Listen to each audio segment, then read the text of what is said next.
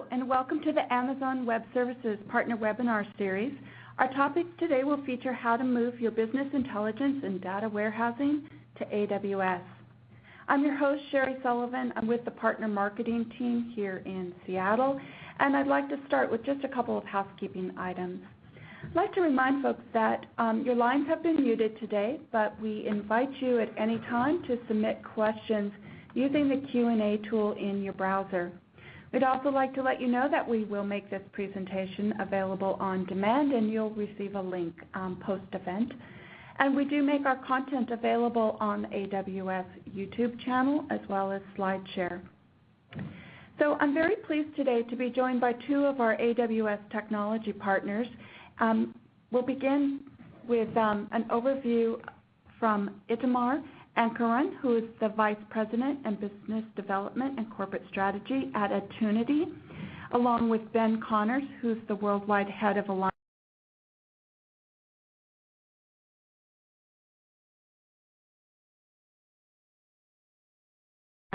at Jaspersoft. Both are AWS technology partners. And we'll be joined by our own Raul Pasak, who is our Senior Product Manager with Amazon Redshift here at AWS. We'll begin with an overview of the Redshift architecture. We'll move into how to move your data into the cloud with Attunity CloudBeam, and we'll then jump into an overview of business intelligence to apps with Jaspersoft, and we'll close with the moderated Q&A.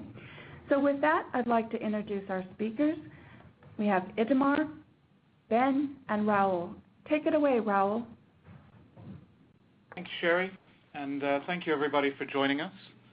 So today we're going to talk about moving your data warehousing and business intelligence to the cloud. And as you can see, we've got two of our partners, Attunity and Jaspersoft, here, and you'll hear from them about how to move your data from on-premise to AWS and to Redshift and keep it in sync. I'm going to talk first about Redshift's architecture, how we do some of the things we do in terms of performance. And then you'll hear from Ben at Jaspersoft about how to really quickly and cost-effectively deploy BI into the cloud on top of your data. So let's dive into Redshift to start with. And just to provide some context, I wanted to talk to you a little bit about how Redshift fits into the overall picture of database services at AWS. And so what we've really tried to do is to provide a fairly complete suite of managed database services. So we have Amazon RDS, which is our relational database service. You can deploy a MySQL, SQL Server, or Oracle database with just a few clicks, and it's really designed for transactional workloads. Elasticache, which is a Memcached compatible in-memory caching service. DynamoDB, which is our NoSQL, very low latency, close to infinitely scalable, non-relational database service.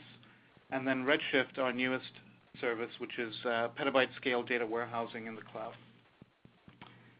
And with Redshift, what we set out to do was to design and build a data warehouse service that was 10 times faster than traditional row-based stores for analytic queries, at least a tenth the price of traditional data warehousing solutions, and something that was really easy to use.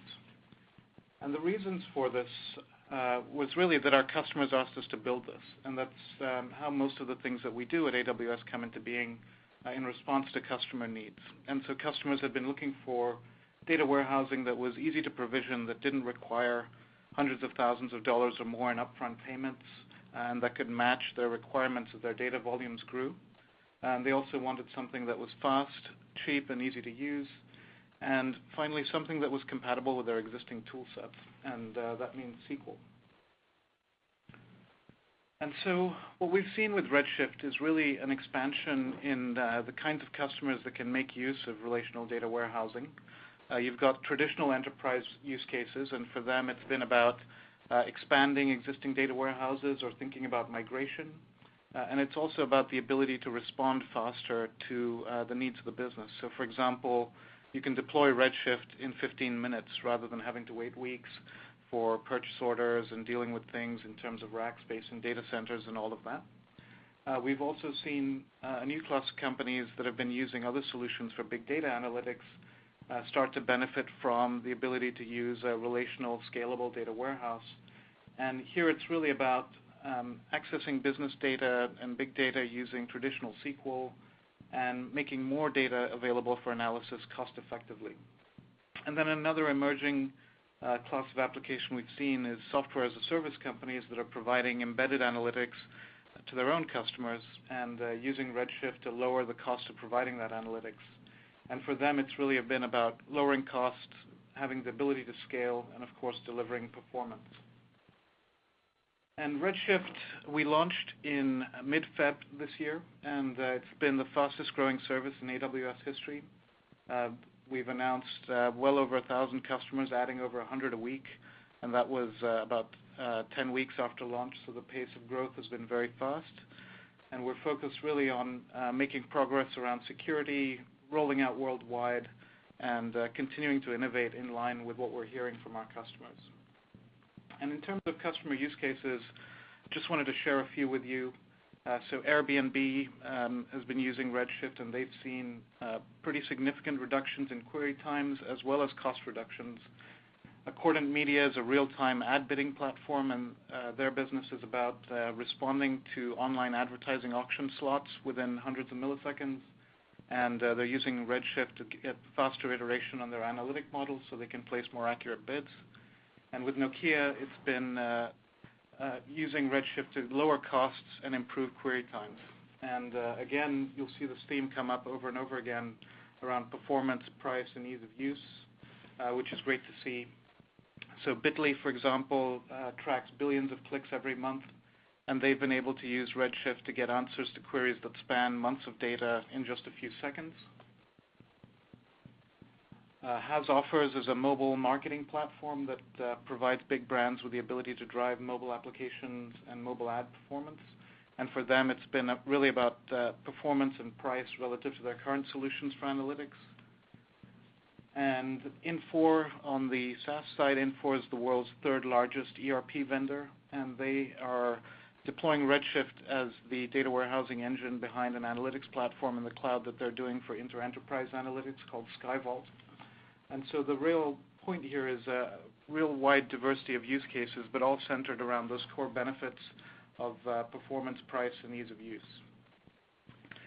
And from an architecture standpoint, Redshift is designed to be run as a clustered system, although we do make available a single node variant.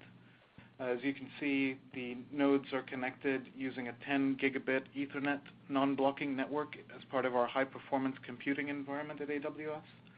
There's a leader node, which is your SQL endpoint that you can connect to using JDBC and ODBC and Postgres drivers. And the leader node is responsible for distributing queries across the compute nodes and then executing those in parallel. The compute nodes is where your data is actually stored. And we use local storage for performance, but we also have invested a lot of effort in automating backups and replication, so giving you all the benefits of local performance as well as the benefits of managed storage.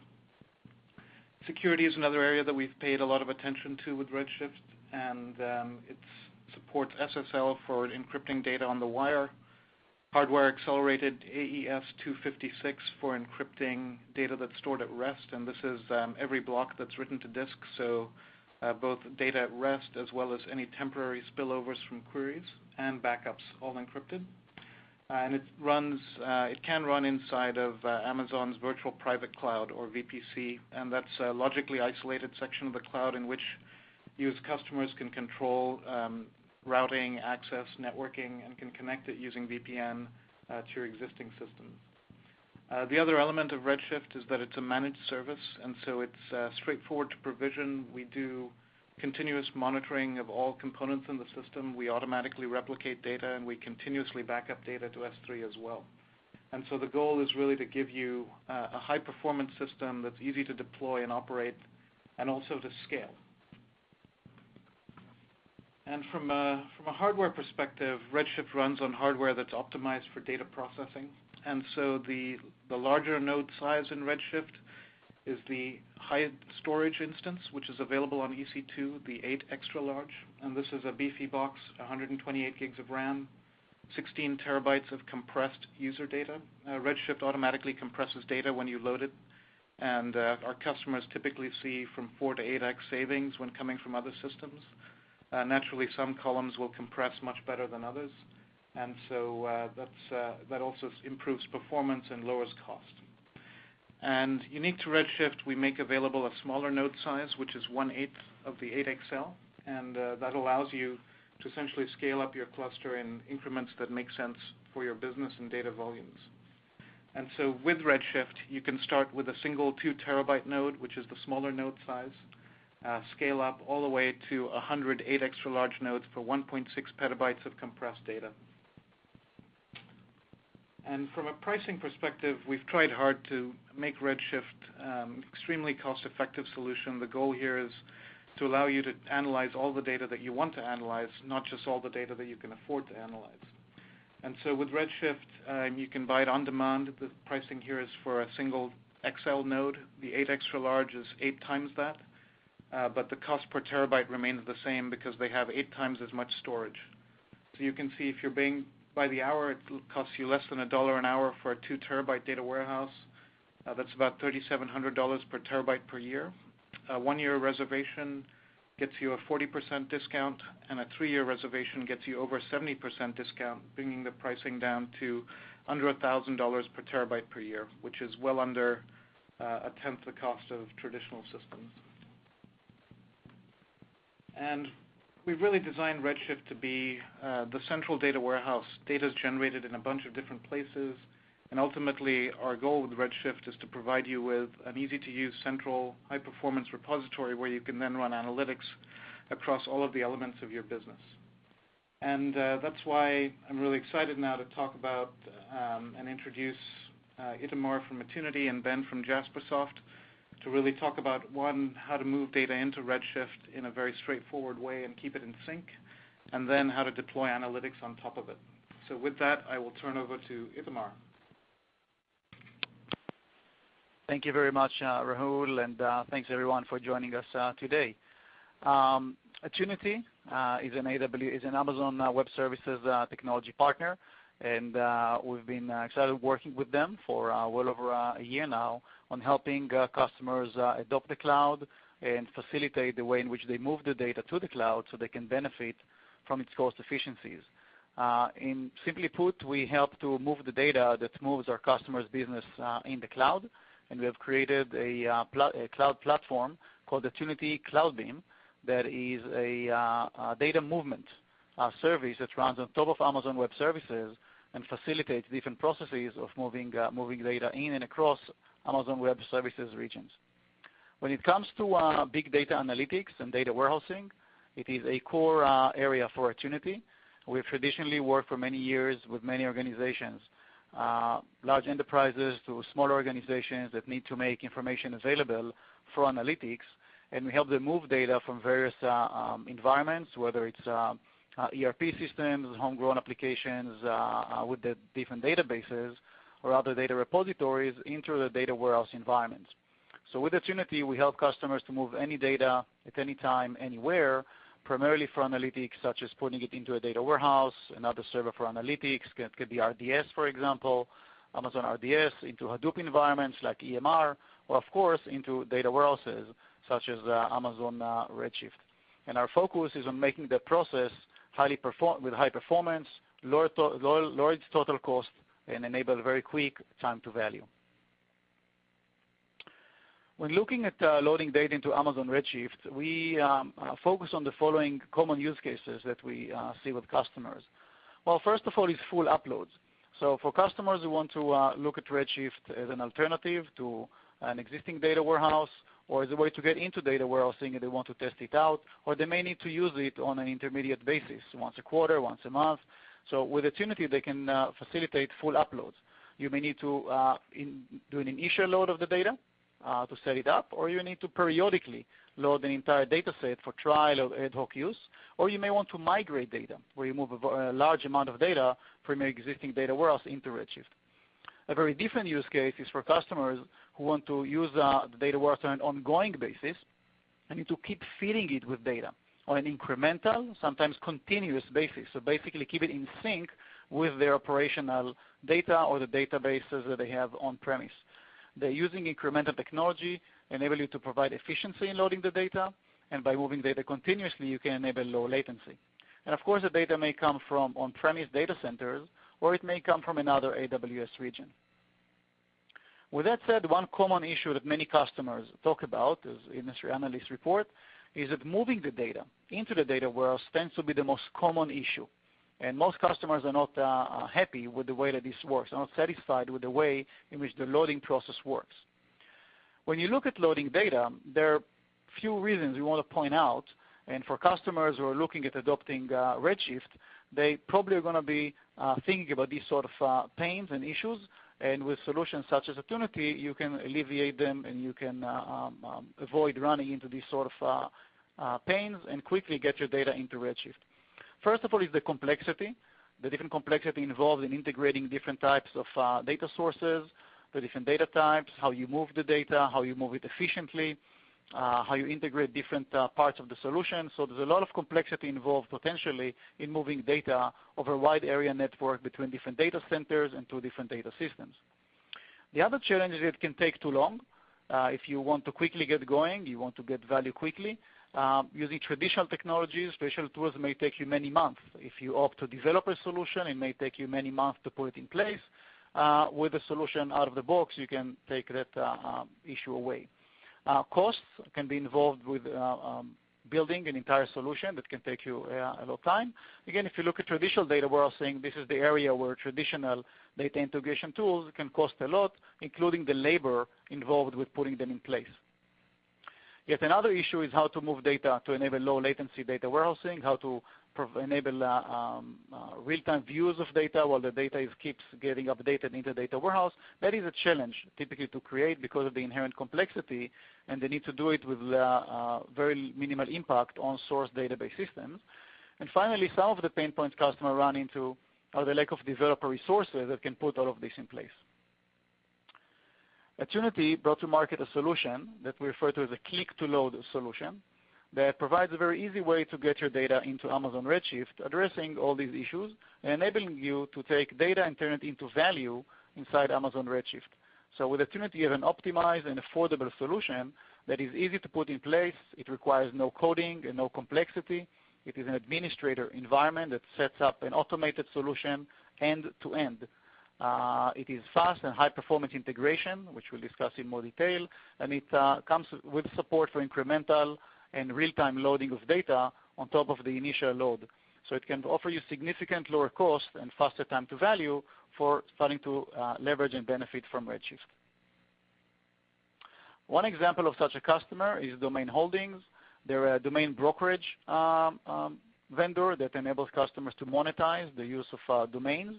And they use Redshift for analysis, to analyze and provide data back to the customers for analysis on how they monetize information. And with Attunity, as you can see in the quote here, they're able to load data within minutes and make it available in Redshift. And instead of spending months on development work and the need to have resources that can support it, they could instantly get everything done with Attunity with our software as a service-based solution. So at the high level, Attunity CloudBeam for Amazon Redshift provides an optimized and automated solution end-to-end for loading data into Redshift. It supports many data sources that can run on-premise or otherwise across Amazon EC2, including Oracle, SQL Server, DB2, whether it's on Linux, Unix, Windows, iSeries, or the mainframe, Sybase, as well as other type of data sources. So we can enable you to move a lot of types of data from different databases and bring them into Amazon Redshift. A few highlights about the solution. So first of all, it offers end-to-end loading solution for Redshift, which means that we automate the full process from automatically generating a schema for the data inside Redshift to taking a snapshot of your data, which can be very large, and loading that very efficiently into Redshift, and then automatically moving into capturing changes using log-based CDC, change data capture technology, that identifies only the changes in your database and moving only the delta into Redshift. We offer click-to-load and zero-footprint architectures, which means less work to deploy and to build solutions, and we put a lot of optimizations for loading the data into Redshift. Finally, we offer monitoring and control, so you can validate and ensure that everything works as needed, and it can be alerted if anything needs to be taken care of. Our solution for loading data into Redshift provides a lot of optimizations. The whole idea is to make the process of loading data as efficient as possible. Redshift reads data the fastest from S3, and Attunity combines database integration technologies and high-speed file transfer with one optimization for loading the data into S3. So with Attunity, we have a solution that is software you install on-premise called Attunity Replicate. Attunity Replicate automatically gets data out of your database, puts it into specialized file structures that then get uploaded into S3 using Attunity CloudBeam, and it's one acceleration technologies for moving data extremely fast and reliably and securely into S3. And then we instruct Redshift to read the data from S3 and validate that the data gets there. We follow a similar process when moving only incremental changes, or CDC, where the CDC changes get moved through a file and actually get loaded into Redshift. And once all the changes are inside Redshift, Attunity merges that data inside Redshift. So what happens with the Attunity solution is that instead of working through, say, an SQL and ODBC type of technology directly to Redshift, the data flow is highly optimized by moving the data into Redshift through high-performance data movement based on Attunity CloudBeam, and then copy commands from S3 into Redshift, or merging the data inside Redshift. And the only communication between the on-premise and Redshift is actually an instruction channel that tells Redshift when to load the data in and validates that all the data has indeed arrived. So this sort of solution ensures high performance and high throughput for your environments.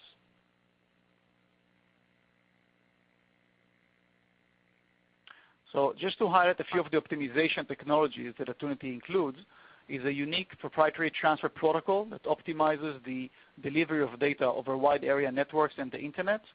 That includes a lot of unique technologies. When loading data into S3, we leverage Amazon S3 multi-part transfers. We use concurrent sessions and transfers. We use compression. All the information is secure with encryption, and we support guaranteed delivery with recoverability for any issues over wide area networks.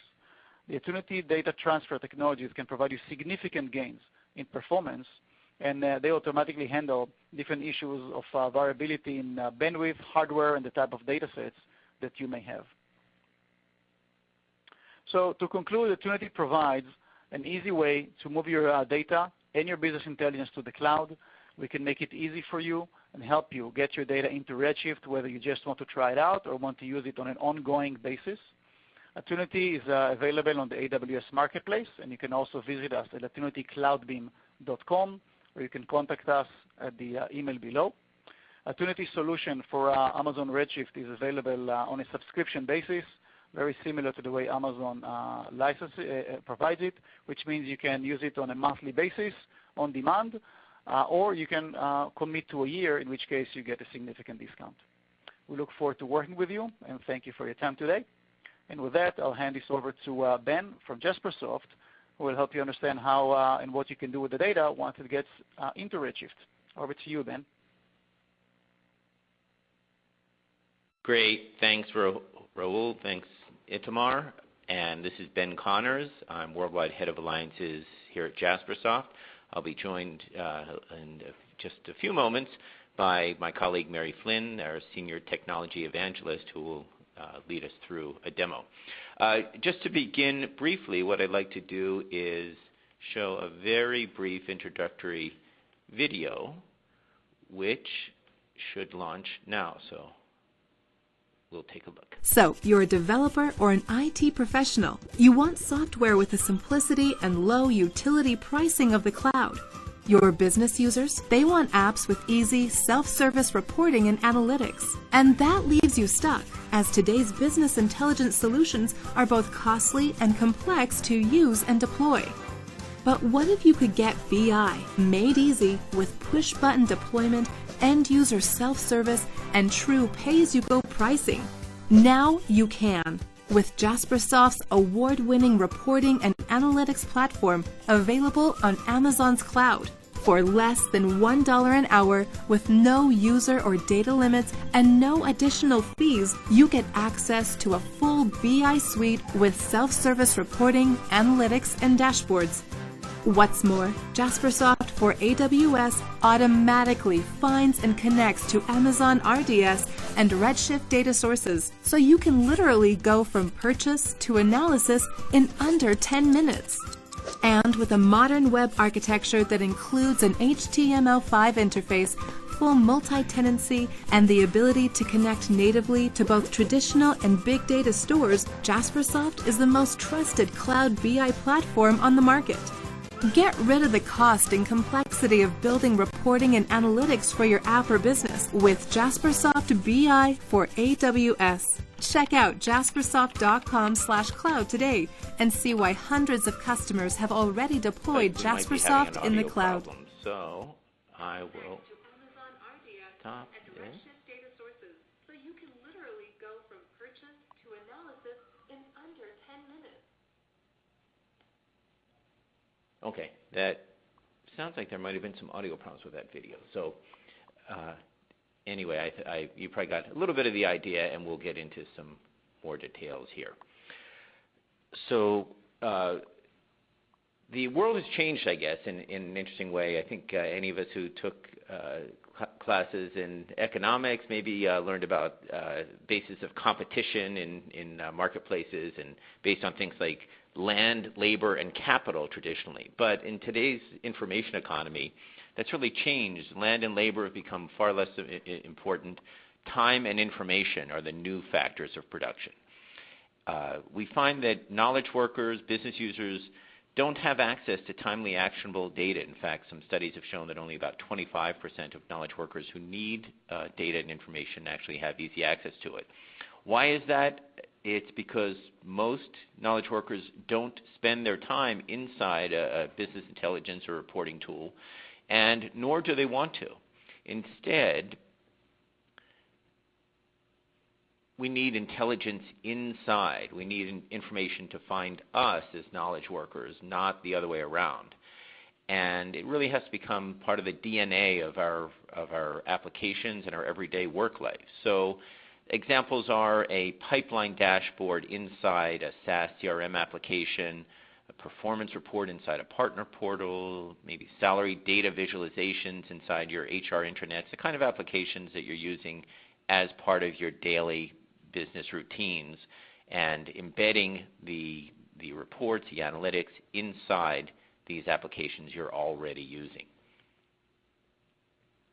So that's what Jaspersoft does. We provide the intelligence inside, and it looks like we have self-service business intelligence, embeddable and affordable. What we mean by that is that we try to provide business intelligence that you can embed easily through APIs and through modern architectures like HTML5. And with that, we empower lots of people, millions of people every day, to make decisions embedded inside their applications in a very affordable and scalable way.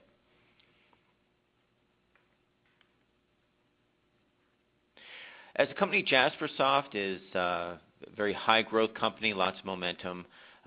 We are subscription-based, very similar business model to Redshift and to Attunity, and we've been exhibiting over 50% growth every year in what we measure as annual contract value, ACV. We're the world's most widely deployed business intelligence software. We have nearly 200 people around the world. We're headquartered here in San Francisco.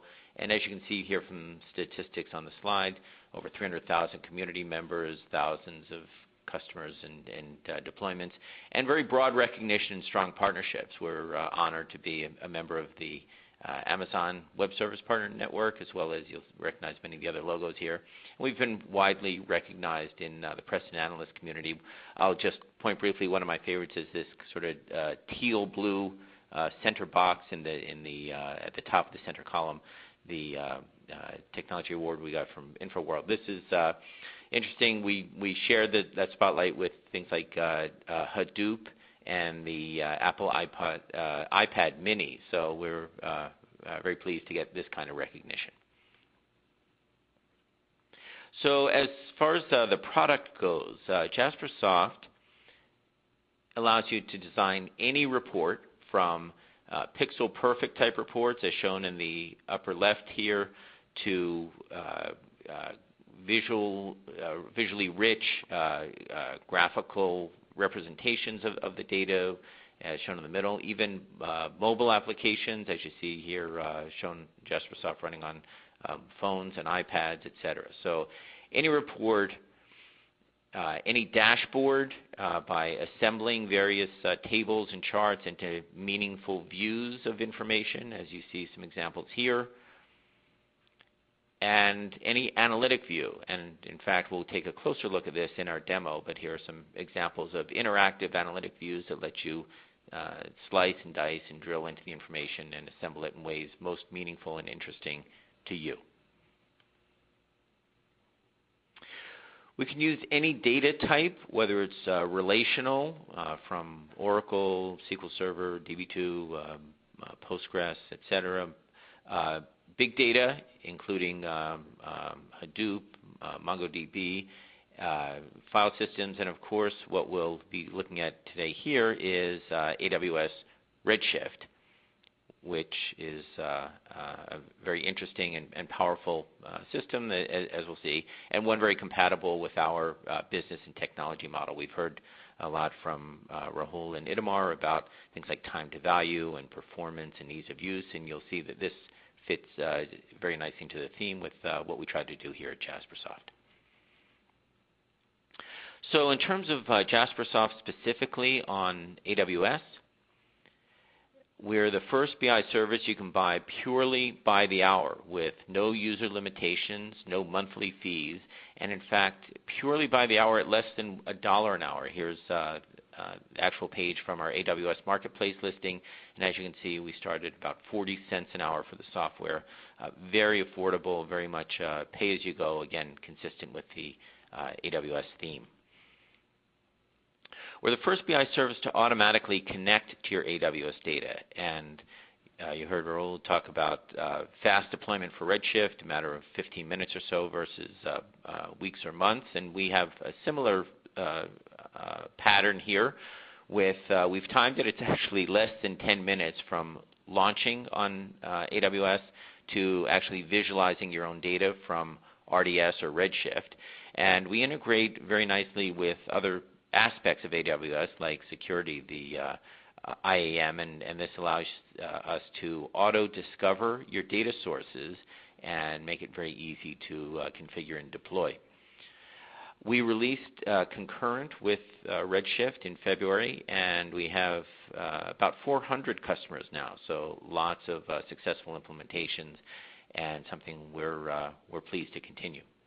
So with that, what I'd like to do is hand the controls over to Mary for a demo, and Reza, I guess Reza is going to take over first. So Reza, if you're ready, here we go. Perfect. Thank you everyone so much. We're ready to begin by taking a look at how we can actually load our data into Redshift. And as mentioned by Itamar earlier in the demo or in the presentation, Attunity Replicate is the piece of software that would be used in order to load data into Redshift. So what you're looking at right now is the Attunity Replicate console. In order to save time with the demo, I've gone ahead and predefined a couple of things here, including my source and target. We're going to be loading data from an Oracle data source. So I'll do just a quick test here. As you can see, it's a very basic definition in terms of how you connect to your source. The Oracle, you just need the connection string as well as the username and password. And then for Redshift, there are 3 pieces of information that's needed. You need, of course, the Redshift cluster information, what database name you're going to load the data to. You need an Attunity CloudBeam subscription, which is something that you set up by going to attunitycloudbeam.com.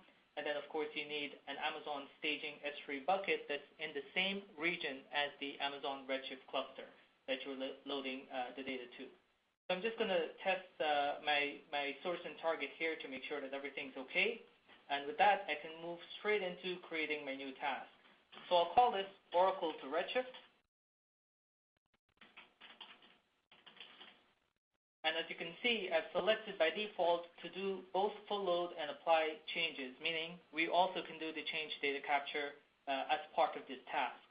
So with that, I'll click OK, and this then allows me to drag my Oracle source and my Redshift target into the interface. And at this point, we're ready to start doing our table selection. I can load up the schema from the source database, search and include specific tables that I want, or we can use include and exclude strings to select tables based on specific patterns. But in this case, I'm going to select a few tables explicitly. I'll add that to my list of tables, hit OK, and then I'm ready to start loading data already. However, if I wanted to do some customization or transformation, I have two options. I can do a global transformation, or I can go to an individual table and set up a transformation that would make sense for the data, for loading the data into Redshift.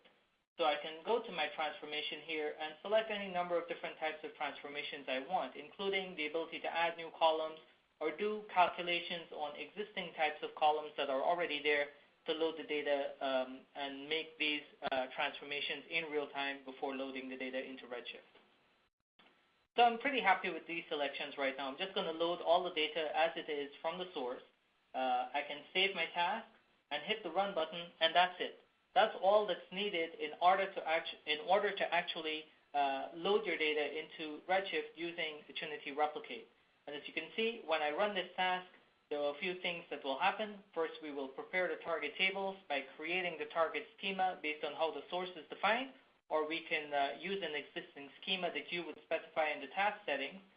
And then we will load the data from the source into the target and then keep the target tables up to date by performing CDC updates from the source to the target.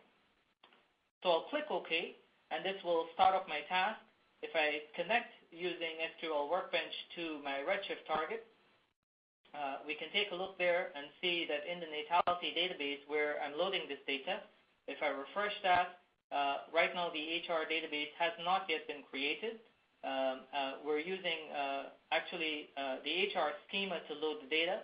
So all of the data now has been queued up for loading.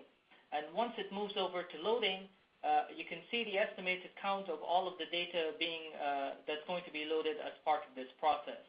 You can take a look at the throughput to give you an idea of how long it will take to load the data in terms of the number of rows that are being handled per second. And once we're at the loading stage, if we go back to the target and refresh this, we can then see that the HR schema has been created, and those 4 tables are now available in Redshift. As we continue to monitor things here, you can see in real time the data as it gets loaded, and you can monitor this to understand the throughput that you're getting as this click-to-load process is happening. And that's it. It's completed. All the data is now updated and is ready for use. But of course, as you want to move forward with this and you want to ensure that you're keeping your target data in sync, we have the change data processing or the change data capture process that allows you to monitor the source and continue to load that data in real time. So what I have is a little application that allows me to insert some data into my source. So I can insert 1,000 new rows and then update those rows very quickly on the source. And as you can see here, I'm auto-committing these changes to the source. So automatically, if we take a look at the change processing mode, we now have 2,000 rows being updated here in 2 transactions. And we can take a look at the apply latency. This allows me to monitor and see exactly how long it will take to apply these changes from the source to the target. Once the throughput or the applied throughput actually begins, you would be able to see as well this being updated to show you that those changes have actually been applied and these updates have been made into the Redshift target as well. So with that, it's a very, very easy process to easily use Attunity Replicate to click and load your data into Replicate, into Amazon Redshift. At this point, I want to transition over to Mary Flynn from Jaspersoft, who would continue forward with the demo. Thank you, Riza. All right, folks. So what we're going to do now is we're going to take a look at Jaspersoft in action. So let me make sure that there we go. Okay, so we've got on the screen Jasper Report Server. And if you look at the URL across the top, it's running on EC2. So you've got Amazon AWS going on there. And the significant part of it, what makes this so easy, is that we are automatically going to detect that Redshift instance. So Jasper Report Server is running in the same AWS environment as Redshift. So this is my console right here. My server is actually locatable through the EC2 over here. And I'm just going to show you Redshift real quick. And this is what Riza had just uploaded to. He uploaded to this environment right here. So Riza, I forget where you're located. I know that Ben's in San Francisco. I'm on the East Coast. We're all over the place, and we're all using the cloud. So this is what we're going to connect to. So let me log in as the super user. Oops. I changed my password. Log back in. There we go. And what I'm going to do is I'm going to show you how to make that connection real quick, and then we're going to do some quick analysis, and we'll wrap up with some Q&A. All right, so what I want to do is I want to show you that data source that Riza had just uploaded to Redshift. And you'll notice here that the type for the data source is automatically set to AWS, and it detects that based on the URL up here. Now, I could also choose other types, so for example, your traditional JDBC and so on, but AWS is automatically detected. And I'm going to give this just a name right there, so it's uploaded by Attunity CloudBeam. And this is the really cool part. Let me just put a location here, otherwise it's going to give me an error. Down here, all I need to do is just click on Redshift, and it automatically detects this. And this is what makes it so easy and so powerful to get started with this shared solution. Now, if I were trying to connect to, let's say, some sort of hybrid environment, I could use alternative ways to get in, but this is the default and automatically picks up. It knows based on my login credentials what group I belong to, and it automatically detects the Redshift. And alternatively, it could also detect the RDS instances. All right, so what I'm going to do now is I'm going to log in just like Riza had done in his environment. And you'll notice that it automatically creates the URL for me. I'll do a test connection. Try that again. Okay, there we go. So I just had a little typo. Okay, so the connection passed, and now I'm going to click Save. So my data source is now set up. So this is all great and wonderful. What I'm going to do now is I'm going to create a domain so you can see how quickly you can get. And earlier in the slide presentation and the animation, it said you can get from 0 to 60 and very quickly. And this really is the case. So let me show you what I mean by that. And I'm just going to do this very quickly. And this is the one that I had just created. We won't go from beginning to end on this. It's sort of like a cooking show. I already have something already set up that I'll bring up. But this is the schema that Riza had created on the fly using CloudBeam. So I'm going to click OK. Those are the tables that he had uploaded. I'm going to bring 3 of those in. And I'm going to do a quick join on those. So I'm going to bring up employees, and I will link those. So on department, I can link those and inner join on department ID. And for jobs, I can do an inner join on job ID. And then I can go in and I can create the metadata model. So I can bring all these items in here. I can choose to have things in different order and have different ways of describing it and all sorts of good things. So just assume that I had gone through this process of, for example, let's say removing the ID and changing the department name so it's a little bit more user-friendly. And click Save. Okay, and then I can go through that whole process, and then I can, as an end user, I would be able to take this and create my own reports. So let me show you what that looks like in real life. So I'm going to create, let me just log out, and I'll log in as a regular user. Okay, so I'm no longer an administrator. Okay, sorry about that. I guess I will just go in as my regular guy again.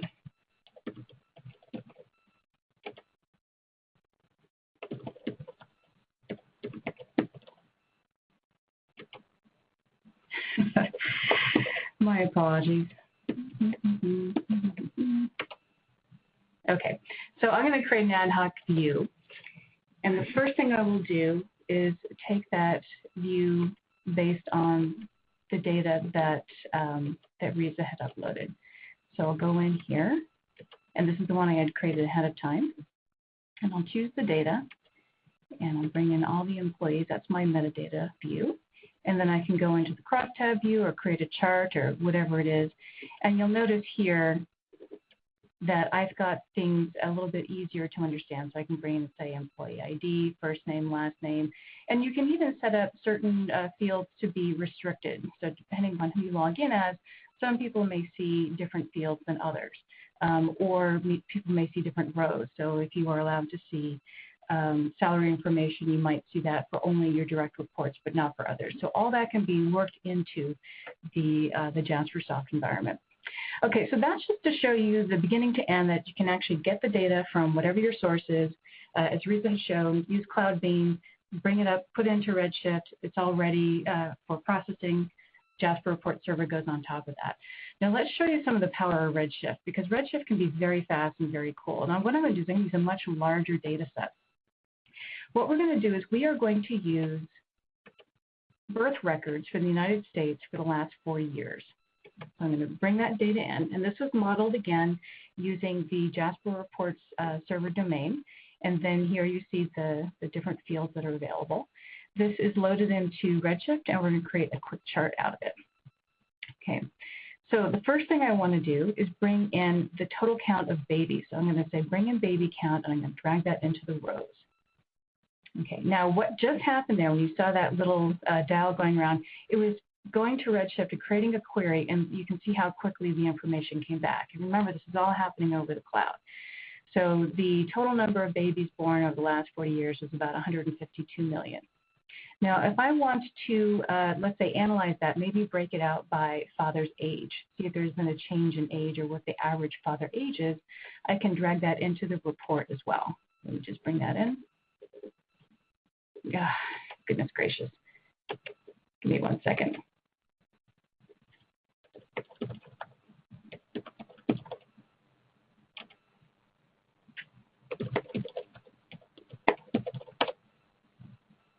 Try that again.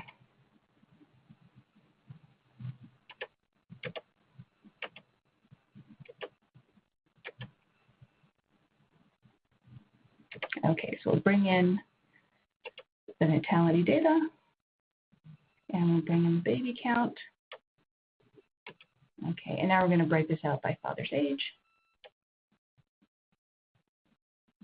There we go. Okay, so it's going back to Redshift. And what I want to do is I want to expose the total number of ages. So I've got this little slider over here. So I'm going to drag that down. It's just basically a drilling down. And you see there's this big spike over here that's throwing everything off. And that is basically 99 is essentially the placeholder that hospitals enter in when they don't know the name. So what I'm going to do is I'm going to apply a filter, exclude that. So all I have to do is select a field here, say create the filter. And I'm not so worried about the tail end of either side. So I'm just going to arbitrarily put 65 in there for the upper limit. And again, it's going back to Redshift. So it's pushing the hard work down to the database in this case. And there's a lot of records there. So Redshift is coming back pretty well here. And I can see that the average age over the whole 40 years is about 28. Close next to that would be about 27. Now let's see if we want to figure that out broken out by year. And particularly, let's do it by decade.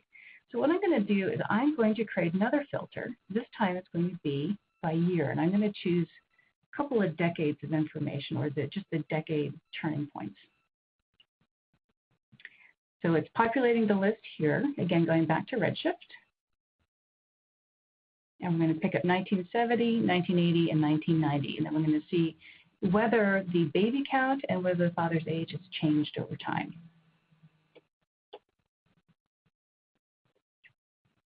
Just give us 1 second. Usually it's very, very fast. Seems like there's a little bit of a hiccup.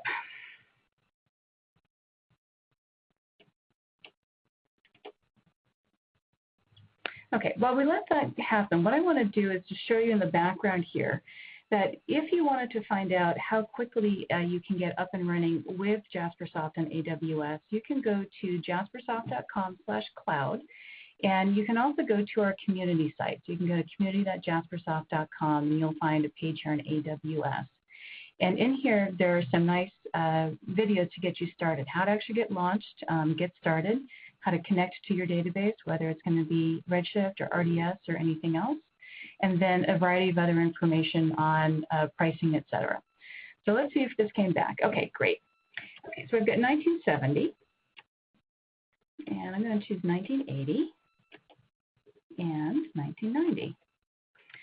All right, so with those 3 years selected, I can see that the average age is 27, but if I want to break that out by those years, I can drag that into the report as well. So I'm going to take year and drag it into rows. And now we're going to see that bell curve that's going to be distributed amongst those 3 years.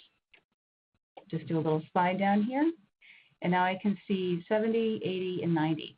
This isn't the easiest way to interpret the information. It might be somewhat helpful for smaller sets, but let's do something different. Let's change this to a different type of chart. Let's change this to a spline chart. Okay, and keep in mind that I'm doing all of this over the web. This isn't that interesting, but if I switch or pivot these groups here, you're going to find that we're going to have this nice little bell curve, and it's going to be breaking things out, and we're going to be able to see the distribution much more clearly. Okay, so here we have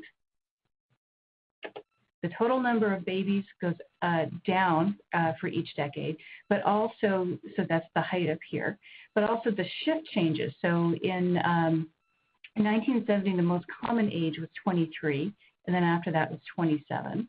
And then there seems to be a pretty fair distribution in 1980 between 25 and 27. But you see, as time goes on, the average age of fathers goes up. So here we're looking at 29 in 1990. Now, there are a number of things that we can do. In the interest of time, I don't want to take too much of it. I'm sorry for the little glitches we have. But just so you know, you can save this out. So once the view is saved in the Jaspersoft repository, you can share it with other coworkers. You can open it up, make other changes. You can do zooming. You can have things scheduled to go out on a periodic basis to your peers and so on. And one thing I do want to show you is this view SQL. Each time I was requesting something from Redshift, Jasper Report Server was creating the SQL statement, and you can see right here what actually is going back and forth between Jasper Report Server and Redshift running on the cloud. So I wanted to show you a little bit more, but in the interest of time, I will hand it back over to Sherry, and my apologies for that little hiccup earlier.